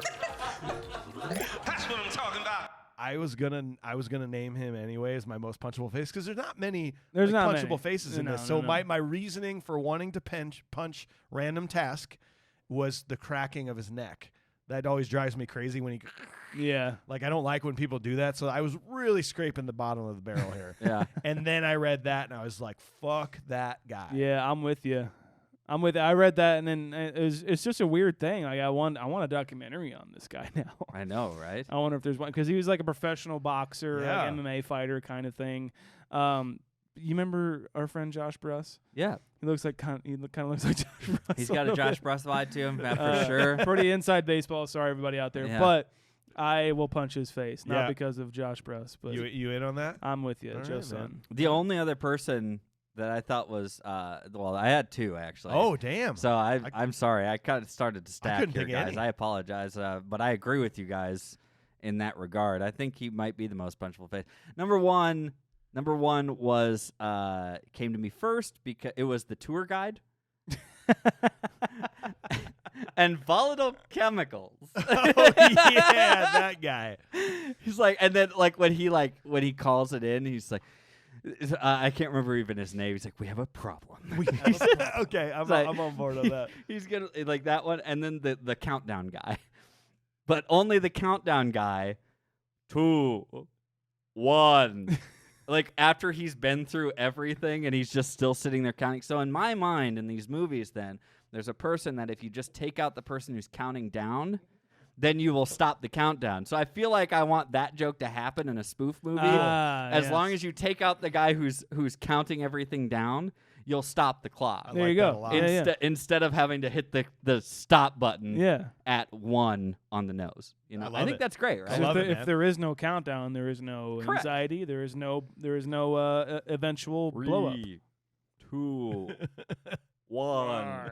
No. Looks like when an experiment goes wrong in Bill Nye. Yeah, exactly. Yeah, absolutely. So that was my other punchable face, guys. When they're still in the hotel room, though, and he does the I tripped, when he falls on the bed again. But before that, when he does the escalator and the elevator and the canoe, oh my god, that is pure genius.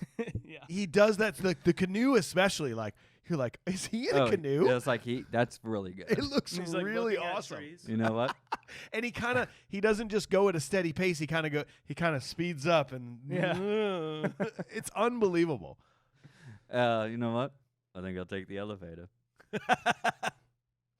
Looks at his watch. I love that. I used to do that for girls in elementary school and middle school all the time. I thought I was really good at it. Did it work? Well, look at me now. Look at me now. On a podcast. Yeah.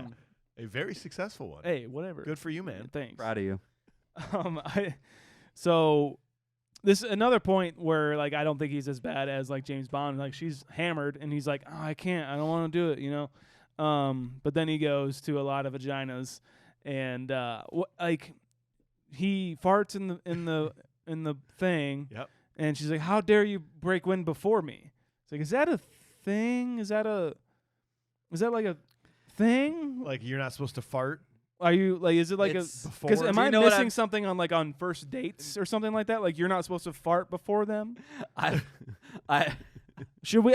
Because I always farted. Is there? And then they left. So this is the part. This is the part in episodes where Shaun is so good at this that I don't know when he's doing a bit.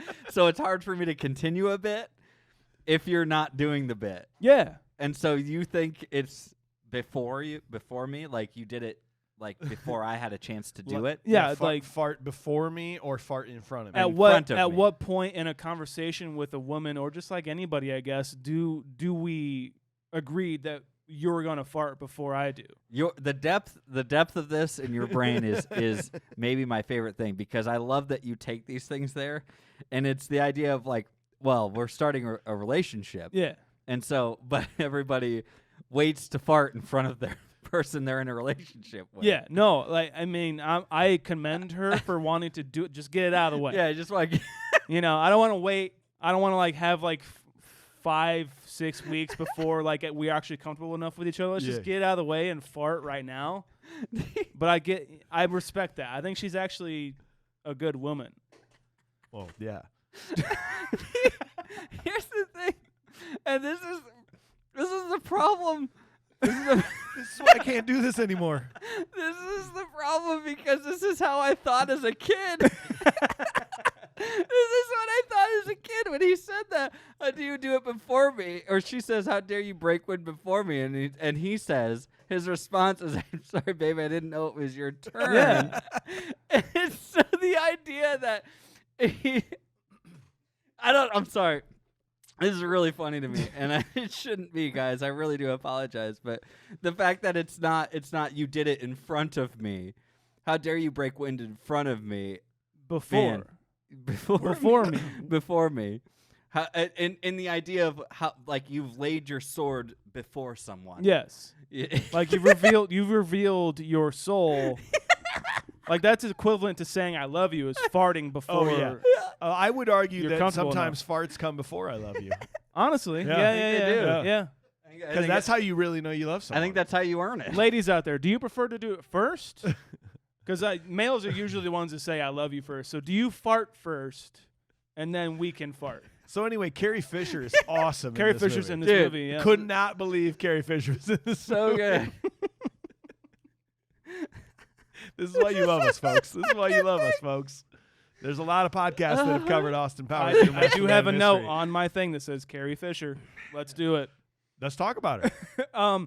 One of the most, I think, probably like the best Dr. Evil scene in this whole movie is him in his like background. Yep.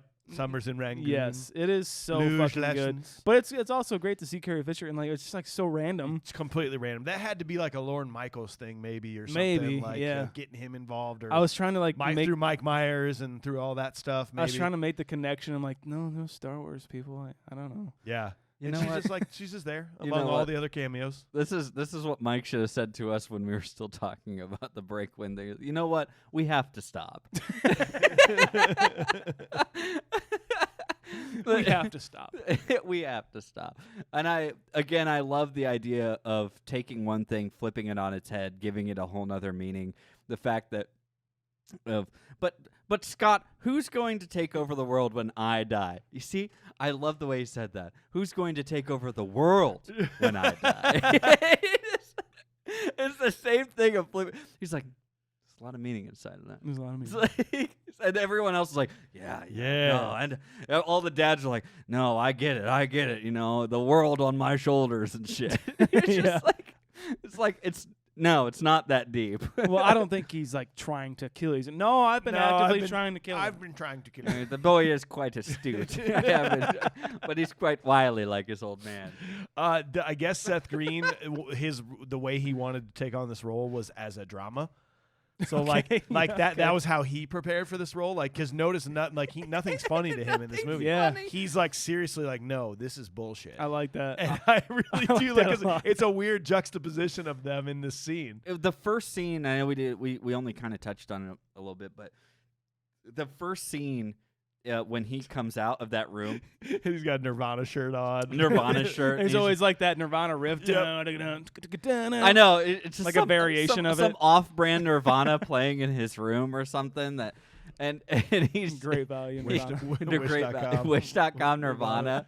So what is that, like better than Ezra? Off or something key, like yeah. that, or Candlebox. Hey, I like Candlebox. Oi! But when he comes out and like, Scott, I'm your father, and he's just like, because it feels very forced almost. But now hearing that he wanted to approach it as drama when he says, the first thing out of his mouth, I haven't seen you my whole life. I don't even He's know you. just like, I don't even know you, and now you just come back into my life and you just expect a relationship. I hate you. dick.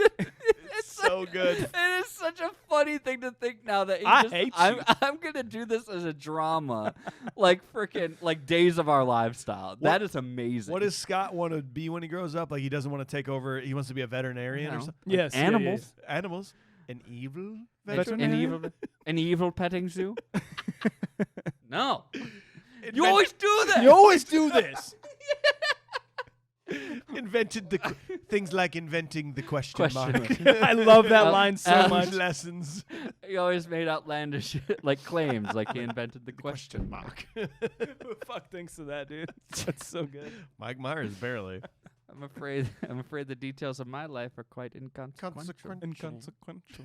All right, so scene 4. Powers and Kensington infiltrate the VirtueCon headquarters but are apprehended by Dr. Evil's henchman, Random Task.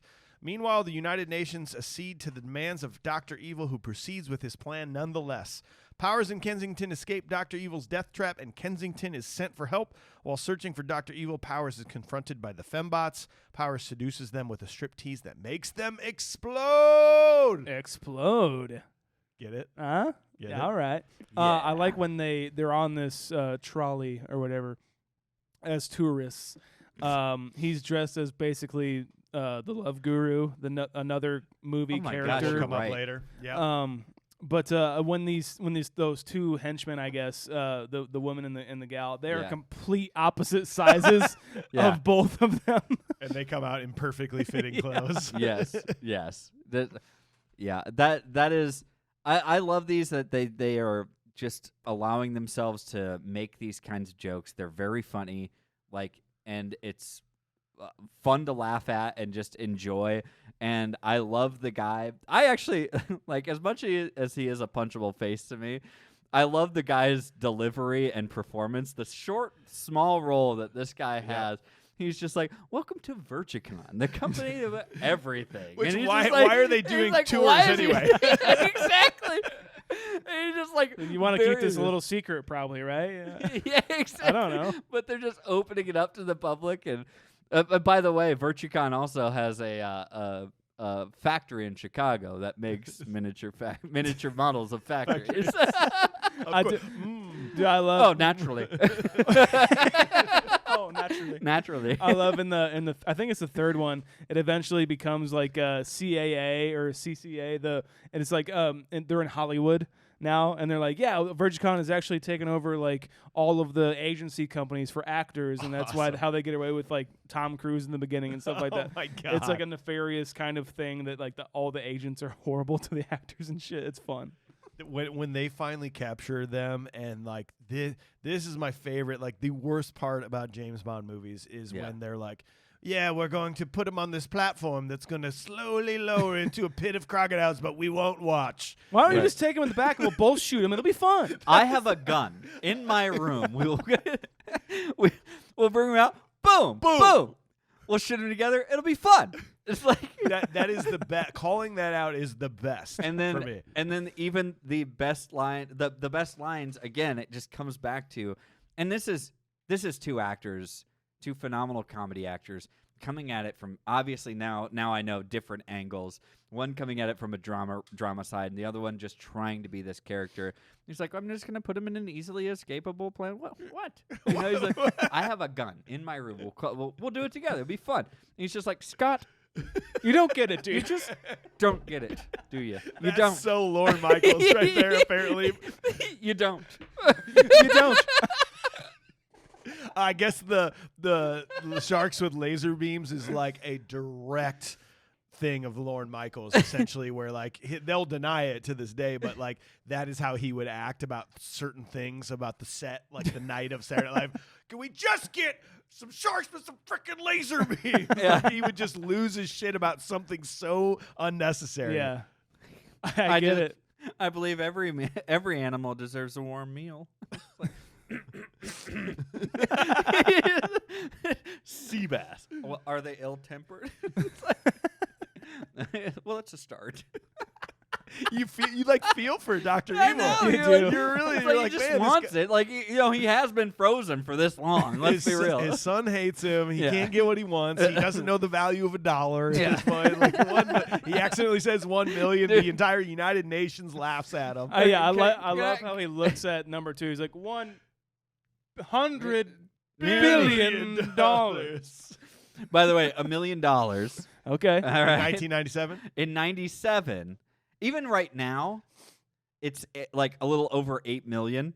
Okay. In 97, it's like $4.8 million. Okay. Still not that much money. Still not. For an evil person to hold the world hostage. Yeah. Like, the world. the I'll world kill the hostage? world unless I have $4.8 million. Yeah, unless you give me 4 point. Like, come on. Like it's Up still, the ante a little bit. It's not. There's a lot of that, money out there. It's not that intense. You know, And that's the funny thing is Virtucon, what he says is makes like $9 billion a year. $9 billion a year. It's like why Really? why are Wow. we even doing this right now?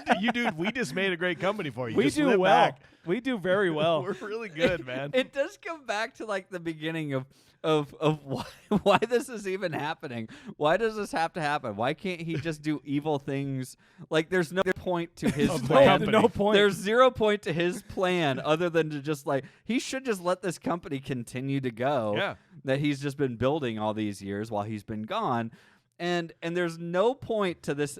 The whole plot is Austin Powers is trying to stop Dr. Evil. But what the hell is Dr. Evil trying to accomplish? And it's nothing. He's being evil for evil's sake. He's man. just evil for evil's sake. You gotta have evil. That's gotta the have best evil to have good. explanation that you could possibly have on this movie. Dr. Evil is filling a role. Okay, and if no one's gonna fill it, then he's going to. Yep. Okay. There's got to be a yin and yang. A It's yin like and it's a like yang. when we were thinking about doing this podcast, and I did my research, and I was like, there's no podcast out there that talks about classic movies. we need this in the world. there's no podcasts who are doing classic movies. No one. So in turn, we'll do classic movie reviews. On TikTok a couple weeks ago, I put up the scene from Monty Python, the storming of the castle of Swamp Castle, yes. and I was basically like, funniest scene in movie history, kind of a thing, And many people agreed, but the one scene that came out from a lot of people were like, while I think this scene is funny, there is one that is better. And it is the golf cart scene in Austin Powers' International Man of Mystery. And at that point, I had kind of forgotten about that. Yeah. It wasn't registering on me. That is unbelievable to me. I mean, like our producer today, he just said that he references that act as an Austin Powers. In Austin Powers. Like that. I mean, it's just so synonymous with this. It might be the greatest joke in this movie for some reason. Yes. I don't know how. Alex called it a verb. Right? Yeah. He's like, It's a I'm verb. doing a verb. he's like, I'm Austin Powering right now in this parking lot or something. Yeah. And it's true. We've all been there. You just get caught in this, and it's hilarious. It transcends the movie. The fact that this joke can be brought out like It that might. into Well, the world. you know what it is? It could be like the most like universally known joke of the movie. From I the guess like, series. everyone's kind of always done this, maybe, Yeah. or everyone knows like how that would be fucked up. You forget But to I put love- it in reverse and look Yes, behind. yes, I love how they cut away from it. Yes. They cut away from it and do like some Dr. Evil stuff, and they cut back to it, and he's just like so perpendicular with the Yeah. Which is impossible. It is not possible. It's true. Like coming back to it is what's so funny. is even He's somehow still there. funnier. Yeah. Did you read about where they filmed that at? So they found some like electrical substation. It wasn't a Scientology. No, like, it was parking not. lot. No, I Okay. promise. I'm never going to ruin the podcast again. It was some like secondary power station somewhere out in California where it's never being used, but it's there in case something happens. And so they were going to film it. It looked like this evil factory, and it was pretty much vacant. But when they were filming it, some like mega like brownout happened on the other power station, and they had to enact this power station. So it was like unbelievable decibel levels of a working power station where they all had to wear hearing protection until it was like ready for action. Wow. And that like everything there was redone audio, pretty much everything in that entire inside of, Holy of the shit. factory. Wow. Is that crazy? And I guess wherever they did film that little like car back and forth was like a very important location, and they had to specifically choreograph it because they couldn't run into something they didn't mean to run into, or it would have caused some major damage to something. It's a whole ordeal You know of what? filming that. I was looking up on YouTube, and there's like some behind the scenes footage of Yeah. just like them and that. It looked like just like a parking like- lot basement kind of thing. Like, I think that's what you're talking about. But you could hear the person, the Jay Roach, I imagine, say action like really fucking loud. Really loud. And then like they would be doing lines, but you couldn't hear a damn There it thing. is. And yeah, that makes a lot of sense. Yeah, nuts, huh? But that scene's incredible. Yeah. I still It's do. so I fun. agree with you. I think it's probably the most iconic scene of the franchise almost. I think you're right. And although it's not as big, I think one that I just can't gloss over because he's also one of my favorite comedic people. Honestly, like it's shocking how much I love his like delivery and comedic presence is Michael McDonald as the security guard that gets run over by the steamroller. It is maybe what Get There's out of the still way! time. Get out of the way. Dude, his Mad TV, he was my favorite Mad TV guy besides Will Sasso. Oh, dude, it's like that man. I think there's only one other person in the world who doesn't break as much as him, and it's Steve Carell. And it's but Michael McDonald. If you watch Mad TV, if you watch anything, he will never break. That man is an absolute like just vault of just not breaking, and it is everything he does is phenomenal. It's so good. And so this part, although very small and short-lived, no pun intended, is very, very, very, very funny, man. I loved it so much. Michael McDonald was in Halloween Kills. Oh, Mike- yeah. Yeah. Which means he is the only person on the face of this earth to get killed by Michael Myers. Two different Michael Myers. God damn it. Or did you have that? No, I'm just so happy right now. I just thought everybody should know that. I don't know where I found that. Like, that's not me. I found that somewhere. I think I saw that when Halloween Kills was coming out, and I'm like, holy shit. It's amazing. It's amazing stuff right there. I hope he, as time goes by, he is the only man. Yeah, do not do this anymore. Who's his baby character in Mad TV? Stewart. I want Stewart to go down as the actor. Yes. To have that stat. I love that. Pretty amazing. Anything about the fembots? I mean, that's a Oh gosh. I just love. I like when they get introduced. I think it's earlier. These boots are made for walking by Nancy Sinatra. It's a really cool music moment. It starts playing as Dr. Evil's giving them exposition and talking about them and everything. And then when the henchmen come in, the song goes, "All right, ladies, keep walking." And Are you ready, Boots? Yes, that's it. Keep walking. And then they start doing the thing. I'm like, that's a cool music moment. They didn't. It's a very well laid out. Yeah, it's very well timed. I liked it. I'd get killed by a fembot. Fuck yeah, why not? If there's one way to go out, I guess it's die between the thighs. Tip That's bullets. what I've always said. Tip bullets or thighs. Tip bullets or thighs? What do you want? That's a shirt. Tip shirt. I don't know. You don't do shirts. Mark it, Alex. I think it's very funny. I think his performance at that point for the fembots when he gets caught and everything is very funny. Yes. Yeah, oh yeah. Out of myself, if I wanted about you. He must love taking his clothes off too. I mean, I don't know who his wife is, but she's a lucky lady.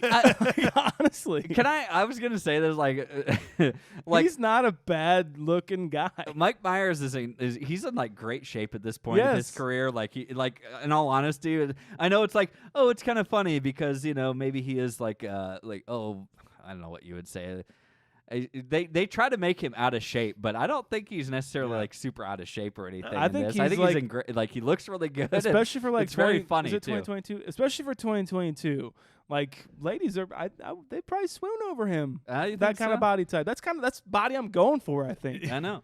I mean, unfortunately, a little beer battered. Yeah, but not as much. Yeah, just the way I like. Still flexible. The way I like my fish fillets.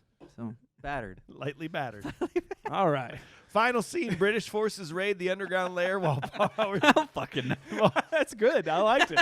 Outside's great. You know what? How about that? Yeah. AJ got the belts. British forces raid the underground lair while Powers deactivates the Doomsday device. Powers confronts Dr. Evil, but Vagina arrives holding Kensington hostage. They are interrupted by Number 2, who attempts to betray Dr. Evil by making a deal with Powers. Dr. Evil uses a trapdoor to eliminate Number 2, then activates the base's self-destruct mechanism and escapes. Powers and Kensington flee as a nuclear explosion destroys the lair. Powers and Kensington marry while Dr. Evil vows revenge. Go ahead. Ooh, here's a prop. I don't think this is going to be the prop that any of you would think of, but I'm getting on a plane tomorrow, and we maybe together will be getting on a plane sometime soon. Right. Maybe. I want Number 2's suitcase with the fembots, there's hair and legs coming out of the suitcase, and I want to take that to the airport and just see what happens. That's what I want. Why did he have that? I love it. Yeah, he's taking a fembot home with him or something. I don't know. I want Austin Powers Walter PPK. First gun I think I've ever wanted in any movie we've done.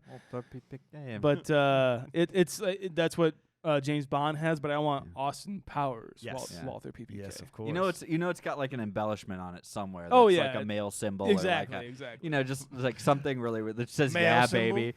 The male symbol. All right. Is the obvious one the penis pump?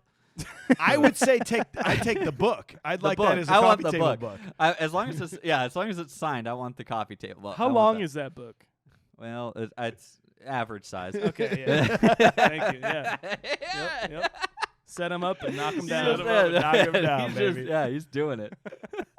This is a pretty great kind of ending to the movie because at this point, it's been a wild ride. It's been fun. I want Austin Powers jumbo jet. That's it. Oh, you can't have that. Jesus. Bullshit. You have an airplane hangar. That's right. You have a room full of props from all the movies we've done, and then an airplane hangar. I what live kind of 5 minutes from Cedar Rapids Airport, guys.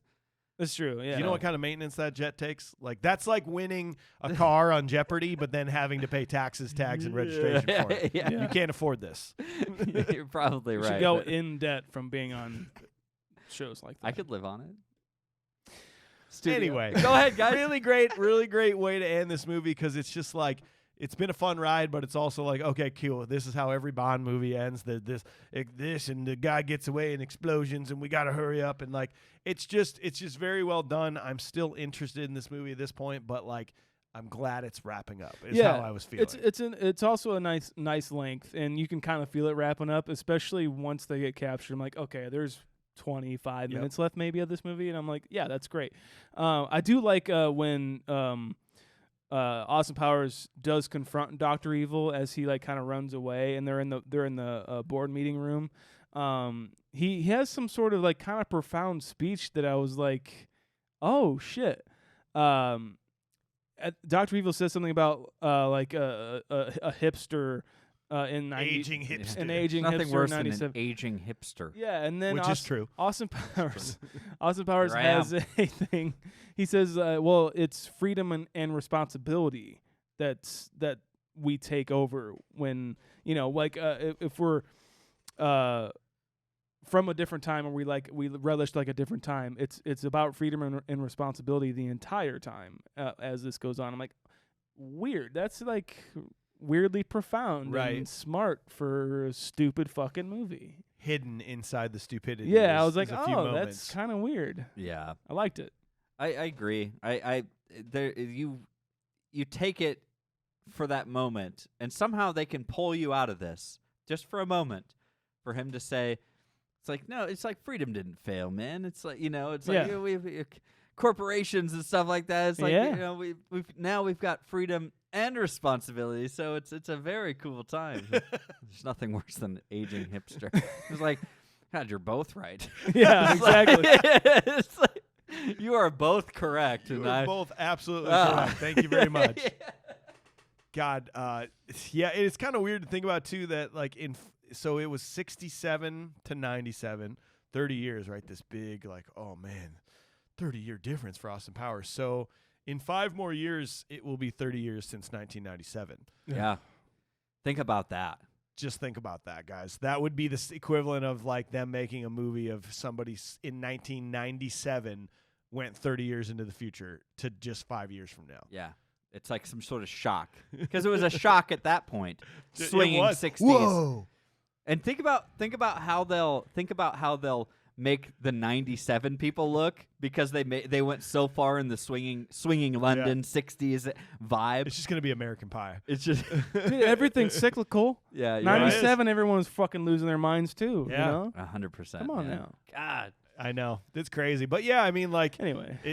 I don't have too much else to Yeah, say at no, the end of this neither do movie. I. It's like it just wraps up and you're like, okay, cool. They put a bow on it for sure, but it's boob shaped. Yeah. Because that's the joke at the end. Got and I think it was the Korean ex-wrestler guy, random task, and him finishing up the movie. He comes and attacks him one more time, I guess. And Seriously, who throws a shoe? yeah, I remember reading a lot about the cosmetics and stuff of Austin Powers, and one of them in particular was the obnoxiousness of his chest hair when they had to shoot scenes with that, and how it's basically, if you look close enough, it's like it's falling off while she's like playing with it. It's gross. Like it's really disgusting, and like it's like apparently it's just the biggest pain in the ass. It was horribly uncomfortable to Mike Myers, and I don't know. At the same time, she had to have. I think you can see like some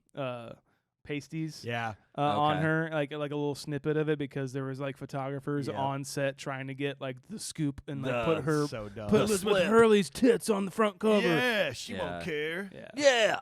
Also, Mike Myers hated prosthetic caps, so he shaved his head to be Dr. Evil. Wow. Like all of his scenes were after the movie, or They were shot maybe afterwards. that was a wig on Austin Powers. I'm guessing it probably maybe, was. yeah, But yeah. he actually shaved his head and committed fully to Dr. No Evil. kidding. Yeah. If you look at one other thing, if you look at like the stand-in for Austin Yep. Powers when it's like both of them in the scene, it is complete. It looks like someone who dresses up as Austin Powers on Halloween For Halloween. who was fucking hammered off his ass. Who bought the overly expensive costume? Just for like broad shoulders like me, just like just like out of focus. Yeah, baby. still creases in the costume because they just pulled it out of the bag. Exactly. Well, what do you say, boys? Is that it? That's I it think for me. that's it, man. We have dissected this movie scene by scene. We've looked me. at it with a modern eye, taken away the nostalgia. We got to give it a rating. AJ, what do you think? Modern day, man. I think it's still a super fun movie. I think it's a very comfortable movie. I think it's extremely rewatchable, and I think especially if you have seen it in the past and you come back and you want to revisit it, I think it's like Shaun likes to say, it's like a warm blanket. Like you put it on for a little while, and then you're probably ready to go to bed at that point. And I think you'll make it through most of this movie, how it wraps up and all that good jazz. And they wanted to set up for a sequel. I think that was obvious, or have the options. So, although maybe not as funny as I thought as a kid, because I think that's the way that the comedy is tailored, I think I am still really enjoying this movie, so I'm going to give it the 7.5. Dang. All right. Shaun, what you got, man? Yeah, man, I think this movie is, like I said, just kind of a warm blanket. Like, even I watched this movie not knowing that we were going to do this movie maybe a month ago. Cool. I just wanted to, I just felt like rewatching Austin Powers. And so for that fact, I think I agree with AJ. It's funny. Not like laugh out loud hilarious, like I'm gonna keep going back to it, just whatever, but there will be a certain time in my life where I'm like, I want to watch Austin Powers again, and it's just fine. It's a fine movie. It's not overly offensive or anything. I hate even using that term because I don't think I can be offended by a movie ever, but it's 97, and it's a spoof movie of movies that I don't really particularly like, but it's also kind of a warm blanket whenever I do watch it. It's a little difficult. I'm a straight 6. That'll be a 3 stars on Letterboxd. Straight 6er. I agree. There's some importance to this movie of how well it did the spoof, and how it basically took a loved genre and film series, and it almost turned it over to be we spoofed you and we're better than you. It went to where they had to change a film franchise. That's a good point. Based on this movie. Dr. Evil is my favorite character of this movie. I love him. The rest of it is just it's a good movie. It's an okay movie. It didn't, weirdly enough, American Pie made me want to watch the rest of American Pie. This one did not make me want to watch the next couple movies. Talking about it today did bring me back up a little bit, but I think just in general, I'm with you guys. This is a 6.95 for me. It has value and it should be placed as such, but it's not the most amazing thing I've ever seen in my life. Executive producer Tyler Dark says, this is still such a warm one for me, gentlemen. It's so hard to pull myself out of nostalgia, but I'll do my best, and my best still loves this movie anyways. It is the best, being an adult and being able to understand almost all the references and still laughing at the jokes. From the big boy to the probe, I was a giggling fool the whole time rewatching this one. This international man of mystery does such an amazing job of creating such uniquely different characters when it comes to Austin and Dr. Evil that I'll stand up for my younger self. It completely feels like two different people. With that, though, I'm going to put my Swedish pump away and give out my modern day review as a solid 8.0. Wow. Yes. Nice. So that takes us to a 7.11, which is this is our list. This is our modern day ratings. This is gospel. 7.11 pops that just above Wayne's World. Wow. 7.1 is Wayne's World. 7.11 is Austin Powers. 7.14 is Spaceballs. I feel okay about that. That's perfect. I think we feel fucking pretty nailed good it. about that, right? I think we nailed it. Yeah. Good job, Tyler. Yeah. Thanks, Tyler. He's the one that brought that up Yeah. a little bit. Well, we hope you enjoyed this episode. Thanks for being here. Tune in next Wednesday for another great episode. We are doing Raising Arizona, followed by Ace Ventura: Pet Detective. We got a couple of new daddies in this room, all right? We got have to talk about it. My Raising Arizona. We got to hit it. And if you're new to the podcast, go back this time last year. That was our first installment of the I've Never Seen series. We did The Cunning Edge. Oh, wow. which was a lot of fun. Oh, That was the first wow. I time. believe you guys actually gave it a higher rating than I did, nostalgic or modern day, because I was just like, yeah, I used to love this movie. I hate it now. But that is a very fun series that we've done and we will continue to do. So go Yeah. back, check that out. We also have a voicemail. Call us at 319-804-9596. Here's today's voicemail. Hey guys, it's Dane from Cedar Rapids. Shaun once filmed me being gutted by a man in a pig mask in a Dane dirty Koopman. basement, so no big deal. Oh. I know. I just want to say I'm a big fan of the podcast. I'm very proud of you guys. It's fantastic. And I couldn't pick one suggestion. I've got 3 suggestions of movies I'd love to hear you guys do. Number 1, Lord of the Rings, one or all of them. Yeah. Number 2, I mean. Grind. Oh, And yeah. number 3, the horror show that is Chitty Chitty Bang Bang. Thanks, guys. Love the podcast. Wow. Those are 3 very uniquely good suggestions, I think. Good to hear from you, Damon. Yeah, I my first short film he was in. You And- gutted him wearing a Well, pig I mask? filmed him being gutted while someone was wearing a pig mask, yes. So we should probably review that movie. We should probably review that movie. Can't wait. Okay. Oh, wow. Can't wait. Hmm. Well, AJ, tell us how everybody can support the show on our way out here, buddy. Guys, make sure you are dropping a review on any podcast platform possible. But you can get us at any social media as well. Just search for The Confused Breakfast. And if you guys need to find us anything that is relevant to what we do, it's just confusedbreakfast.com. Yeah. If you want some merch, if you want a shirt, if you want a coffee mug, for God's sake, anything you could probably get I would say confusedbreakfast.com. That's the worst one I've done yet. Also, if you want to Definitely the worst one. if you want to vote on movies like our Patreon members did for this episode, you can join us at patreon.com/confusedbreakfast. Bonus audio, private Discord, voting on movies. I think you should do that. Do And I think it. we should go. Yeah, let's Let's go. get out of here. Bye.